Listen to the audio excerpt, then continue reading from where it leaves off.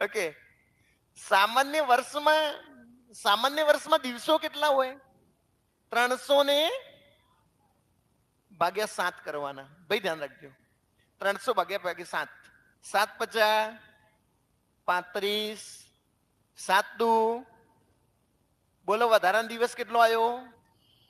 એટલે એમ કહેવાય કે સાહેબ 52 અઠવાડિયા કહેવાય, એટલે 52 વાર તો કોઈ પણ વાર આવે જ, પણ 53 વાર આવે ને એવી એક જ સંભાવના છે. તો 1 ભાગ્યા, તમને એમ કે સાહેબ તમે 7 કેમ લો છો?